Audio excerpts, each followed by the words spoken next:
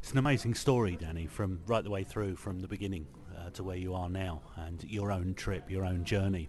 How do you feel now compared to where you were at the start, and how do you feel your own personal journey is going from here? Well, I must say that it's interesting.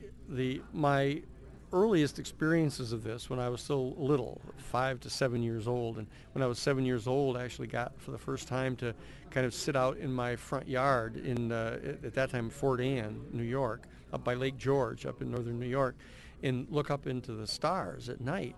And I mean, right from the very beginning, I mean, I was just awed by this spectacle of what we're engaged in here. And I was kind of would locate just a given star, and I would just focus on it and just watch it pulsing in the distance. And then it would just kind of come over me that, there were like planets around this sun, and that there were other beings that were probably sitting in their front yards looking up into the night sky and seeing our sun and having the same kind of experience.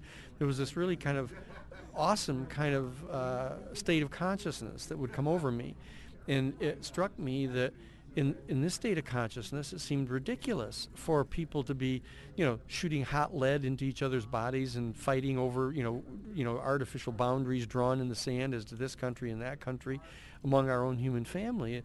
And, racial conflict, it seems so bizarre. And I've always thought that was kind of an important state of consciousness if our people could get to that state. And I had, so that's why I wanted to be an astronaut. And I was approaching it through the kind of scientific, materialist, fourth paradigm, positivist worldview that we had imposed upon us throughout my education. And when that was closed off to me, because I wasn't going to be able to become an astronaut, and I said I had to be a lawyer, little did I know I was going to end up being the attorney for the Jesuit order. But it became clear to me during the course of my activities as an attorney that the fundamental underlying concepts of human dignity and human rights that motivated me as a constitutional attorney were rooted in what came to be understood to be theological concepts. And so that's why I ended up going to the divinity school. After I'd already graduated and was practicing law, I had to go back in there to explore what the underpinning concepts were for these rights. It's natural law rights.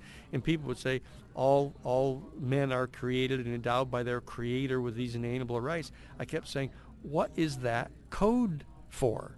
What does that mean? Given the fact that there's no, white male anthropomorphic being sitting up in the sky somewhere, saying, oh, here's the rights you have. What is our human family saying to us when we say things like that to ourselves? And so that's what I went in to find out.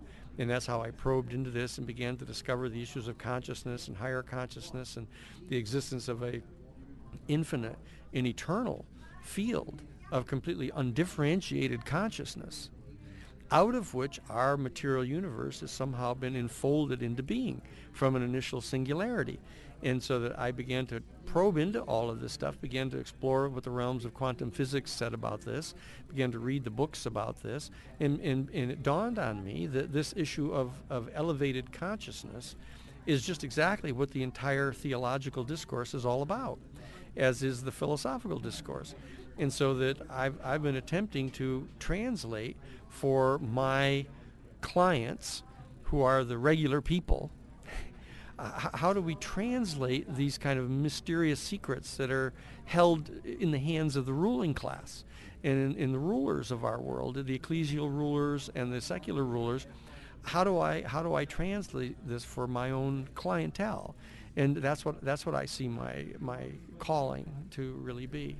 Well, it's been fantastic talking to you, Danny, and I'm actually taking the law degree course myself in England at the moment through the Open University, so something we share in common. Just one final thing I would say.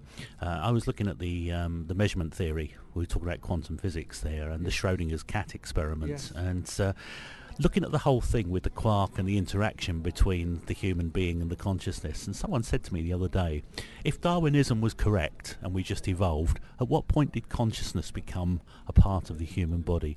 It makes you think, doesn't it? Well, certainly it does. It's the ontological question. As I point out in my talk, that the four underlying pillar beliefs that one comes to in one's own life that ends up generating their ultimate mode of ethical analysis that they use in their life, their mode of ethical reasoning, and therefore their philosophy, is this ontological question: is how did consciousness come into being in an otherwise transparently material universe? And what's the relationship between consciousness and the material realm? And it turns out that is the essence of the philosophical discourse in the human family. And, and all of us, get that short period in our college careers of getting access to philosophy, and it's so terribly boring. I mean, it's astonishing how boring they've made the entire conversation, which is intrinsically extraordinarily exciting. And so my older son, Danny Paul, is now back at Harvard College, majoring in political theory and philosophy and studying quantum physics, and is engaged in the task right now.